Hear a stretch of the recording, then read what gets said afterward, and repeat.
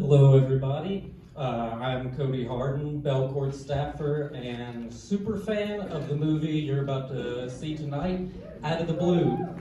And I always like to ask, show of hands, whose first time is it seeing this film? Pretty much the whole crowd. Well, let me tell you, you're in for a treat. Because before this beautiful 4K restoration from Discovery, the only way to really see this movie was a crummy VHS tape or a bargain bin DVD that the cover usually didn't even have anything to do with the movie. It was some press shot of Dennis Hopper from 1996 or something. So to see it tonight in its full glory with beautiful colors popping, you're really in for a treat. And the reason everyone should be here to see this movie is, of course, the groundbreaking, incredible, my favorite performance of all time of Linda Manns as CB in this film. And sadly, Linda Manns left this world August of 2020, and after her death, a lot of papers and actors and actresses really gave accolades to her name and applauded her, but we kind of wish she would have got that same respect when she was alive. It's really one of the saddest stories of one of the most underrated actresses of all time, who, besides this movie, was of course in Terrence Malick's Days of Heaven, who did an entirely improvised voiceover.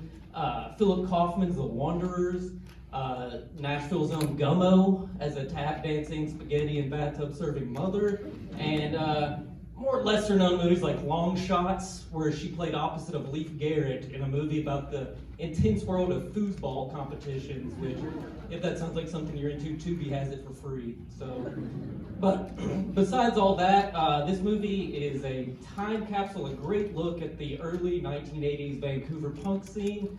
You get a performance by the Pointed Sticks, which is the most wholesome part of the movie, and you'll see why once you take a look.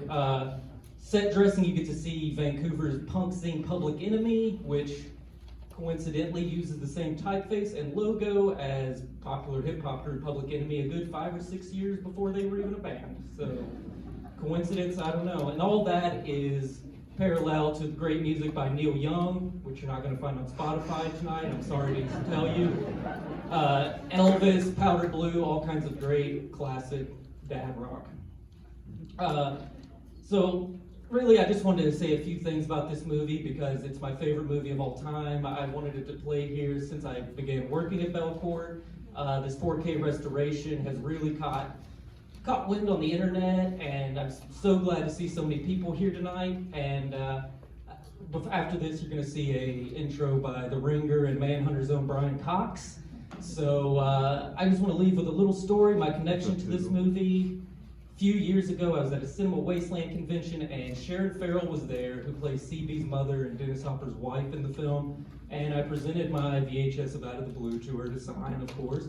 And she looked at it, and the first thing she said to me was, "Wow, Dennis Hopper had the best cocaine ever."